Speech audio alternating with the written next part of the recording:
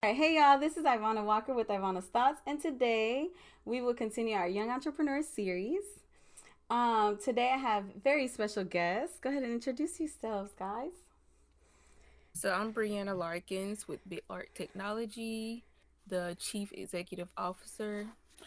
Hey, and I'm Andrew Larkins, one of the co-founders of BitLark Technology, and I serve as the Chief Technology Officer. All right, can you tell them where they can find you? What's your email, whatever, website, and things like that? So our website is www.bitlarktech, that's tech.com. You can find us, you can send us an email at bitlarktech, that's tec at gmail.com. And all of our social media handles are bitlarktech, that's BITLARKTECH. So find us on Facebook as well as Instagram and YouTube in a few days. Awesome. All right, so we are going to start off with your business story. So, what is BitLark Technology? So it's funny you ask, because we get that a lot. So BitLark Technology is a managed service provider and computer repair company. So we remotely manage residential and business user systems on a proactive basis. So from virus protection to monitoring your devices to just general cleanup, that's pretty much what we do. We also do deployment services. So if a school or someone has a lot of PCs that they need to be deployed to students and so forth, we'll come out, we'll image them up, and we'll deploy them. So we like to consider ourselves an all-inclusive technology services company. So, this is something that everyone can use, right? This is Yes, everyone. So residential as well as business. We uh, Since the pandemic, we've had a lot of remote support. Um, Students work from home, parents at home really have a lot of issues that they can't get resolved by their local tech support or calling the 1-800 number. So they call us, and we can get them fixed right up. It's funny because we just had a student who broke his computer screen and he couldn't work. So his aunt was our real estate agent, so she sent his computer down. We fixed it up and sent it back to him. So we're 100% remote right now, but we do have options to assist users out there who have issues and can't awesome. get to a store, can't leave their home. That's cool. So, talk a little bit about how the name came about to your of like BitLark Technology. How did that come about?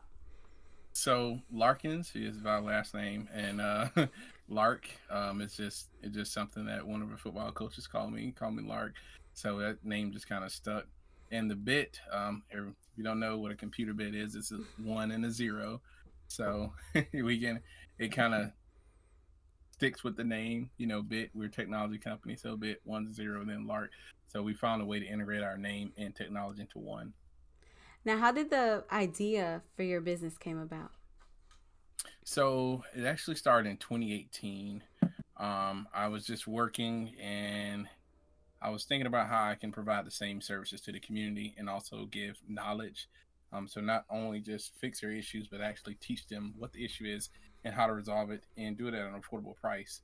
So my background is IT. I work in IT for the past 10 years, 10, 12 years. So like I said, just one day on the job, just working, I was like, man, I think I can do this for someone else. So just got the idea that I just needed to provide the same services that I'm doing on the job that I can provide them um, to our community and at an affordable price, of course. And that is great because again, since everybody can use it, affordability is a big thing, especially right now in the pandemic. Definitely. Um, what what is the key driving force to become an entrepreneur? Like, what was something that was really big for you guys to do this? I would say generational wealth. During the pandemic as well, you see companies laying off employees and just the corporate dependency. So we just wanted to, you know, create and establish something of our own and also have something to build and pass down to our children. And that's very important. A very important Definitely. thing to do. I I recently did an episode on generational wealth, and that's one of the things that I'm super passionate about because, of course, as your family's growing, coming from, you know, families that don't really have much, it's really important to be able to give things that you don't have to your children and Right. to their children, and provide opportunities for your children's children as well. Now, starting off, what were your goals for your business, and like have they changed at all? Um, I think our goals align with our mission. Our mission is to provide quality services at an affordable price, and to support domestic small and large businesses with our technology services. So that still remains like our number one goal, is making sure that we provide quality services at an affordable price. And I would I would say go along the lines of saying that, just our goal is to give as much knowledge and information to our community as possible. And not necessarily that's going to always generate income, but at the same time, we always want to, cultivate an environment of knowledge sharing. So that's pretty much our goal, quality services at an affordable price, and just to provide the best services that we can, and also give them information so they can take in, whether it's on the job or at home, and just take that knowledge and use it elsewhere. Good. Now, what was your entrepreneurial process in creating BitLark Technology? So like a lot of people have this idea, right? It's just you have an idea, I want to start a business. Now, to turn it into a real business, how were you guys able to do that? So like once you had that idea in your head, what was your next move? I'm a pen and paper type person. I like to write everything down. So there were months of just writing down different ideas or things that we've talked about, going to the whiteboard, and pretty much one day we just had to come to a conclusion like, this is what we're going to do, and come up with a date, that because it's like you continuously talk about it, but you're not moving forward and doing the things that you need to do to launch the business. So we just had to come up with a date that we wanted to launch. Like, okay, this is the day that we're aiming for, and that kind of just made us kind of just do things, like write things down and actually put a plan in place and execute the things that we wanted to do. So it was mainly just pen and paper. Yeah, she's not giving herself enough credit. I'm a big procrastinator. So she's a more visual person. She writes everything down in her notebook. So we literally took everything that she composed. We sat in the office one day. We just put everything on a whiteboard, from prices to the services we want to offer to training sessions and things. And we also forecast of things that we want to come later on down the line. So the whiteboard is the best thing ever as far as a tool that you can use Now, during your process. Um, did you guys do any like specific research or anything to kind of put this in place? Yeah, so being a technology company, we're gonna have to utilize tools. So remote support tools, chat tools, just a lot of tools that we really gonna have to use for proactive client management. So she will tell you she get emails all the time from me, just doing different trials, Trials. trying out different software to see how I can improve our customer experience. So we really did a lot of research on different vendors. So even from Microsoft, Google, vetting out between Word and Google Sheets and all the other services that they both provide, and see how we can get the most advantageous pricing for each one, and see how they can improve our customer experience. So we did a lot of vetting out, a lot of trials. So yeah, it was a tedious process to get that done. Now, do you feel like that there's still more that you guys can do to improve, or like is this one of the stages where you feel content with where everything is? There's a there's a lot that we can do Yeah. to improve, and we were actually just talking about like managing your social media. Like creating content is the most time consuming thing, but also the most helpful tool that you can do for your business, just because social media is used for marketing now.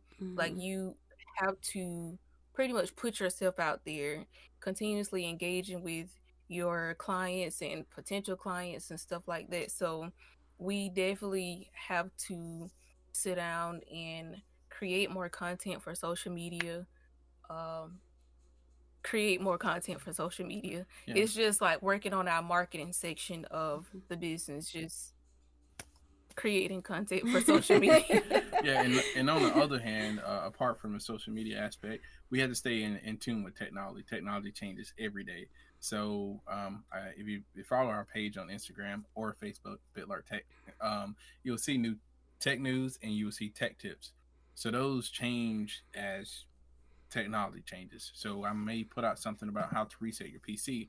Well, a year from now, we may have to do another one. We may have to edit that one and have a new post of how to reset your PC because technology is changing every day. Hackers are being or getting more sophisticated. So we have to make sure that the technology we're using stays up to date and that we're in line with all the new features that comes out. So social media and also the tools that we use and just technology in its whole is always changing. So we have to we have to stay up on game on everything that's changing. Good. Now, I I've known you guys for a really long time, and I remember whenever you guys first started, um, it wasn't this, right? It isn't what it was this year, and you guys decided to relaunch. Can you take us through that relaunch process? Like what all went into making that decision? Because I tell you, you guys did an amazing job with relaunching everything. It was great to see such a beautiful turnaround, you know? So I just want just kind of talk a little bit about that. What was that process like? I'll start. So I really needed the motivation from Brianna to just get out there and do it. We've been talking about it for a while. Um, she always tell me that you're good at it. You really need to do it. I'll help you through this process. Whatever we need to do to get this thing up and running. So she was a instrumental part of the relaunch, and then we went through the process of getting photos, new logos, and just rebranding our entire business model per se, and Mm-hmm. just moving forward with it. But I say that the biggest motivator was her, just telling me that we need to do it. You have the knowledge, just get out and do it. Yeah, because it was something that he launched back in 28. 2018. And then once we relocated, it was something that kind of just died down. Mm-hmm. And I've always told him that if you can provide a service to people, that you're not out here having to buy a ton of inventory for other things that people may do. Like if we can provide a service from our home and it's something that we're able to do while working, full time, then Mm-hmm. let's do it. And so it was just a matter of picking back up from, the things that he had already started. And he had a lot of the vendor information and all of that stuff. So it was just kind of refreshing all that stuff. And, like he said, getting a new logo and kind of rebranding the thing and making it more ours, Mm-hmm. like a business for us together. That's long term. Right. Do you feel like your business is successful at this point? And how, I guess, when did you feel that? Um, I feel like it is successful for us to have lunch not too long ago. Mm-hmm. I feel like we're doing good. We know that it's a process and you have to have patience. So we don't expect any success or anything to come overnight. Um, so we are, happy about where things are.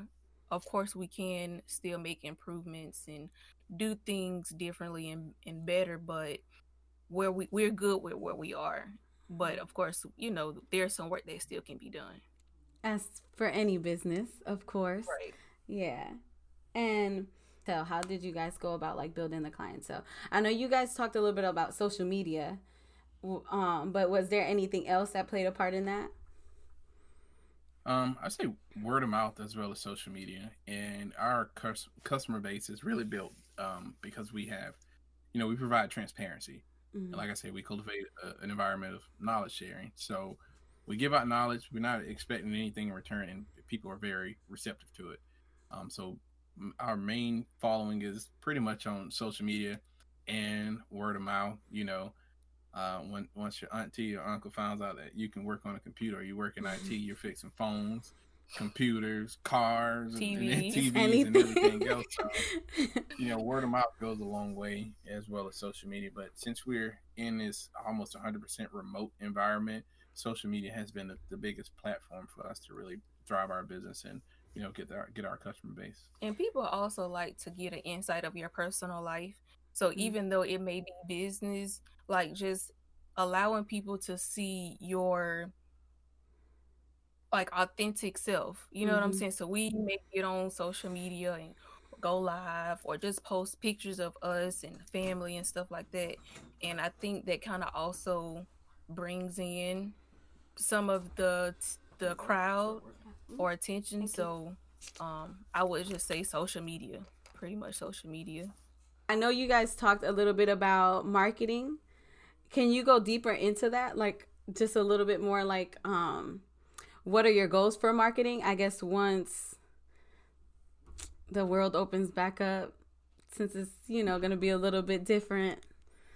I would definitely say attending some networking events that Atlanta has to offer. I feel like it is a city for young people to thrive and people to also network with people. So maybe just right now using social media to get ourselves out there and get the information out there. Um Hashtags. I did a ton of research on hashtags, and people may not realize the importance of hashtags, but I spend a lot of time researching hashtags that may be specific to a post that we may have, Mm-hmm. or just a general post that we may post for the business. And I feel like that also has brought attention to our social media. So just maybe trying to get ourselves in the right areas or in the right place and with the right group of people. So, I hope that soon everything does go back to normal where we're able to attend networking events so that we're able to, just put more of a face and a personality with the Mm-hmm. business versus everything just being through social media. Right. And I think we'll also, once everything opens back up, we'll expand our in-home services for the area that we serve. That way we won't, there's so many different restrictions nowadays, and so many, we have a lot of elderly clients too that don't necessarily want you in their home. So Mm-hmm. once we are pushing our marketing campaign, that we're starting back providing those services for in-home as well. So it's funny that you said something about hashtags because I also use social media for promotion and stuff like that for the podcast. And I recently like read that the algorithm for Instagram has like changed, and like now people like saving certain posts and things like that is what counts. And then like if people comment less than 4 words, it doesn't count as interaction. It's crazy. It really is. It's really crazy. So It like I is think like that's another, yeah, it's another thing in itself. Like you can have the business, but the marketing is another thing itself. Like those hashtags and certain times that you should post during the day on Facebook, a certain time of the day that you should post on Instagram. Like that is a completely different ball game. yeah. So hopefully one day we're able to outsource that. Yeah, kind of get the hang Yeah. hang of it a little bit better. Yeah. uh I'm the techie nerdy guy, so social media is like, I'll do all the handiwork, but the social media is not is your there. thing. What challenges did you guys face in building your customer base and marketing your business, if any? What I have learned is people have to see your post at least 4 times before they decide to move forward with using you or booking a service. Mm-hmm. So it's like we continuously get on there and we post, and sometimes you don't get the interaction that you would like or the engagement from different posts and stuff. And it's just like having to understand that that does not, like, people engaging doesn't necessarily mean that you will or will not get that business. So I would just say customer engagement, um that is probably One of the Yeah. bigger challenges. Yeah. one of the challenges. Like, just feel like you're just posting for no reason, but Yeah. people see it, but they may not react to it. Yeah, yeah, yeah. So I get it. I would say that. Yeah. What about you? Yeah, I would agree. I think that you have to keep them engaged. They're always looking for something that's going to grab their attention. So continuously posting. Maybe the content is not for them. Maybe that's not the audience that we're looking for. But I think, yeah, I would agree. Social media engagement is probably one of the biggest challenges. Well, if you obviously we all follow content creators and stuff like that on Instagram and on Facebook, and something that I have noticed is the more that you post, the more likely you'll have more people to see that stuff, right? So I think you Right. guys have done a great job at doing that, posting often, and like the tech tips that has helped me, that has helped my coworkers. So that's something that I think that you guys have really done really well at. We're gonna go into more like a personal questions and stuff. So Uh-oh. like, how many hours a day do you guys work on average, or a week, however you guys wanna? Um, Me personally, I would say about 60 hours a week from the business to working on some certifications and my master's, Mm. and also working on the business and um, another something else. So I would say about 60, 65 hours a week And or this more. is, I am gonna say this because I think this is that's crazy because this isn't the only thing you guys do. Like you guys have jobs outside of BitLark Right. technology. So like again, this is 60 hours a week on just like BitLark stuff and getting certifications and stuff like that, right? Yep. So that's on top Uh, of work. yeah. So, Because work is what about however many hours a week yeah. that we really dedicate to it, and then we try to dedicate a lot of our time to BitLark because that goes back to what we said earlier about corporate dependency. We don't want to really rely on to fund our life forever. I have to tell Andrew all the time. He used to be so bad about devoting so much of his time to an organization or work, and then you get off and then you're literally drained and you don't have the time and energy to devote to your own things. So I Mm-hmm. feel like that was a thing, and I think it's more challenging now because he works from home, Mm-hmm. so it's like it's no separation, and I'm able to separate my work life and home life, like, because I'm still in the office. So once I leave work, work is left at work, Mm-hmm. and it's just me devoting time to helping create content and doing research on hashtags and stuff like that. Yeah, I think that's something that a lot of people struggle with. So I'm glad you guys, said something about it because many people really, especially now in a world where, like you said before, a lot of people's remote, working remote. So it's hard to be home and know when to stop work, right? Mm-hmm. So, Right. um, we can kind of go into this. How has entrepreneurship affected like family life in I negative, wouldn't positive, whatever way? honestly, I wouldn't say that it has really affected anything. We're pretty good about including the kids on things that we do. So whether that's taking pictures in the BitLark Technology shirts or including them in any giveaways that we may have, we always try to incorporate them in the things that we do for the business. And they enjoy it. Mm-hmm. Of course, they're not having to do the legwork, so they enjoy the pictures and the videos and stuff like that. So it may just be as simple as sitting on the couch and you can be watching a TV show, but also creating content on Canva while you're doing those things. So I Yeah. wouldn't say it has really taken away any time from the kids. I wouldn't say. Would you think? No, and they look forward to being like incorporated.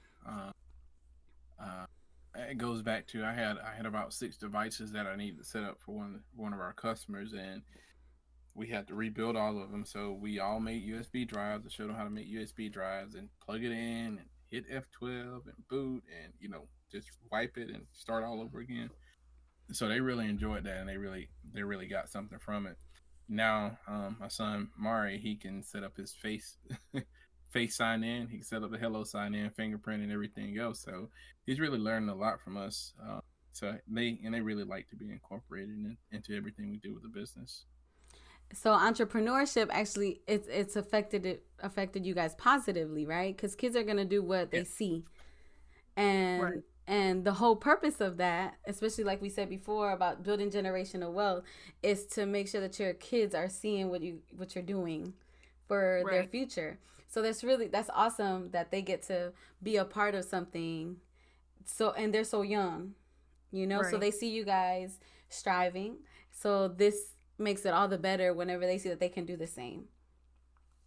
Yeah. Now, how do you generate new ideas? I know you said like it could be as easy as like, they're just sitting on the couch watching TV and a video can just create content, right? So how do you guys generate those ideas, whether it's for promotion or for the business?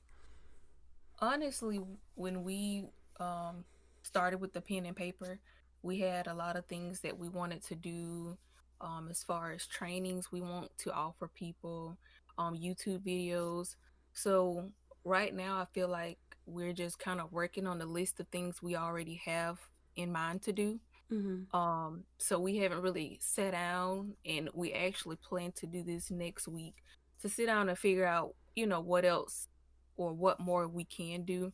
But I think it's just kind of focusing on what we already have written down, the goals that we want to accomplish for the business within the next couple of months. So, just I would just say just focusing on the things that we have already discussed. As far as creating content, oh, I would say AJ has that creativity. So, um, he not that I has. enjoy it though. It may be, I would say the holidays has helped because we may try to do things for the holiday. He just had a birthday. Aubrey just had a birthday, so we decided to do a giveaway in November just because it was her birthday. So just maybe different things that may be coming up, or maybe ideas that we see on social media. Mm-hmm. Now, Yeah, and what's go ahead. a lot of my inspiration comes with technology changes too. Of course, I said abreast on all the blogs and all the changes. So those different things help me generate ideas and push that information out as well. And well, what aspect of being an entrepreneur is your favorite? Oh, Favorite? I think right now it's just the beginning part of just trying to figure out everything. I can't say I have a favorite at the moment. Um, Oh, I think my favorite is the fact that it's ours. but yeah, It it's up to us of where we want to go with the business, and our only limitation is us. So I think my favorite part about it is that we own it, we control it, we dictate our future. And that's everything. That is so yeah, I good. would agree with that. Yeah. And like I said, that's beautiful. I love that. Like the purpose of doing this series was for me to like introduce my audience to people who are doing really great things and doing it well. And you guys, I think, are doing it very well. So that's beautiful. Thank you so Um, much. how do you? Well, you know what? No. What is your biggest fear, and how do you manage that fear about your business? So, like, what is, if you have any at all? AJ, What's my favorite? I would say AJ has really high expectations for, and we both have high expectations, but I have a better, I'm more patient. You're a realist. I'm more of a realist. Like, I'm patient with the process. Like, my expectation is not for us to launch this business and be millionaires tomorrow. But sometimes I would say that AJ, me, just my opinion, I think his fear is maybe failure of the business. Mm-hmm.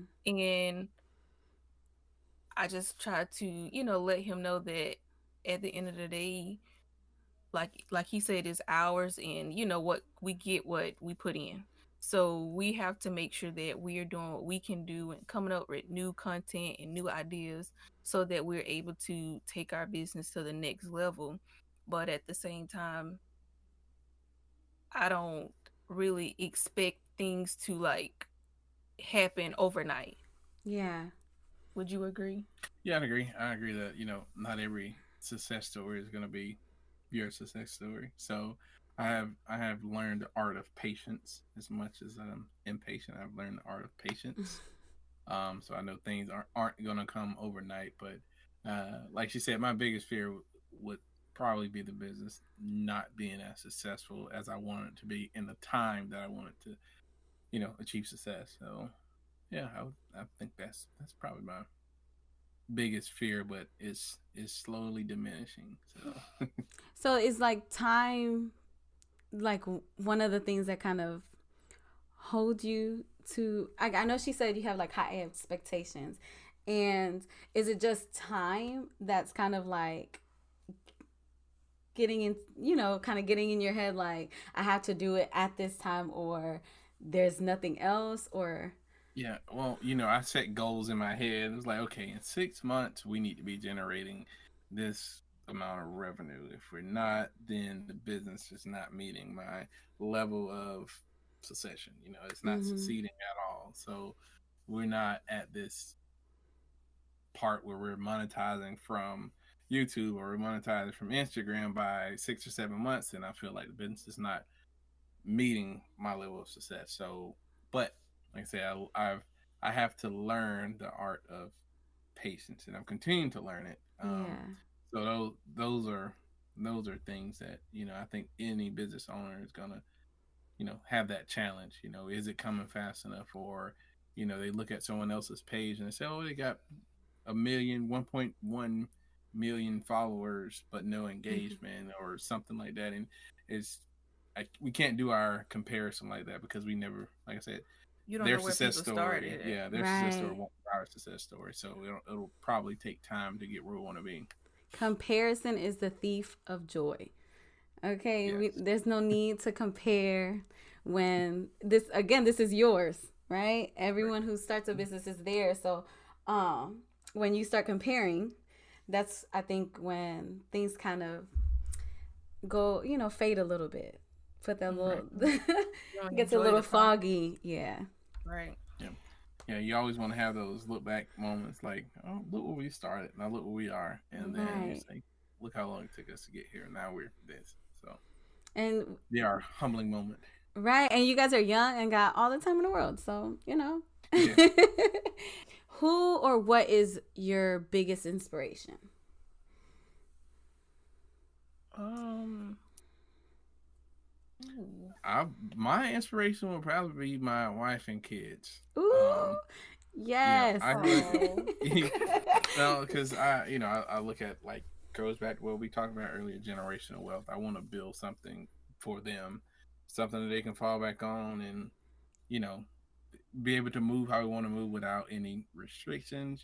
Just everyone being happy, and when I look at them and see where we are now, it just motivates me to continue to push and thrive and take the business to new heights. How about you, So Brianna? I would say definitely the children. I mean, not that it's not Andrew, but oh, it's okay. I don't have to be an inspiration. Aw. Thank you. no, but you do have, children who look up to you, and they've been with us on this journey from the beginning. Especially Mari. He has been with us since the beginning of time. So just to see where we came from when we were, just became parents, and to where we are now, it's just being able to provide those things for your children. And you want your children to see you as your parents who worked hard for the things that they have. And you want them to have that same mindset that nothing in life is just given to you. So Right. I would say the children. definitely. And not me. And Oh, Andrew. that just hurt my feelings. Oh All right. no. I would Scratch the entire podcast, delete it. but I would say I would think that you would say that from your perspective as a man who is a provider. Yeah, yeah. We need to do another podcast so we can go with umbrella, where the man fits on the umbrella and the kids and the wife. So We stay definitely tuned. do. Stay tuned, guys. It's coming. It is coming. You guys both answered very, very well. I love that. I love that because I think it should be, especially when you have a family, it should be your family, right? Right. What piece of advice would you give someone who is trying to start their own business, or because you have experienced this already, relaunch their business? Do your research. Research. Don't let anybody else's timing force you to just jump out there. I would say if you're gonna um, do it the right way. Research, take your time to research things, whether that's vendors, your audience, and um, the time and effort and patience that comes into um, running a business. But definitely go for it. Like it's your business, and can nobody tell you how to run or operate your business but you. So go for it. My piece of advice is because it's from my personal experience. Never become complacent with the environment that you're in. Oh A my lot of gosh, us yes. get too comfortable with my first job. They promoted me pretty quick, and they offered me a lot of money, which really wasn't a lot of money. So just don't get complacent and never conform to, I guess, whatever the society norms are, no matter what demographic or background you come from. Just don't limit yourself to what you're currently experiencing, and just go above and beyond and just do it and do your research. You know what I found? This being the second episode, that is one of the things that's the same thing. Rodrika said. She said research is like one of the biggest things. So it's nice to hear that is a very common It's thing. it's definitely vital to do your research because the last thing you want to do is put your business out there for social media to see and then you don't have all your ducks in a row. Hmm. And I mean, it does happen and that's okay if it does. But if we could give you any advice before you lunch or whatever it may be, conduct your research. Yeah. Well, this this was great. It I was appreciate great. you guys coming on here, taking time to come on here and just doing this because I think this is amazing for people to see our, our people, Right. being successful and like doing this young and really just flourishing. It's like I said, it's so beautiful to see that. And you guys inspire me, so why not have you guys on here to inspire others? Well, thank you so Yeah, much. so welcome. I love you guys. Um, so let's close this out with who you guys are, where they can find you, and what upcoming things you guys have going on. Why you pointing at me? Oh, well, once again, I'm Andrew Larkins. This is Brianna Larkins. You can find us on Facebook and Instagram at BitLark Tech. You can email us at bitlarktech@gmail.com. And please stay tuned on YouTube and all of our social media. We'll be posting training sessions or get us some feedback on training sessions, things that people want to see. We'll also be posting some how-to videos on YouTube because those have been pretty helpful to go along with our tech tips. Awesome. Well, guys, um, Ivana Walker, please make sure to follow the podcast, subscribe, rate it, all that good stuff. Bye.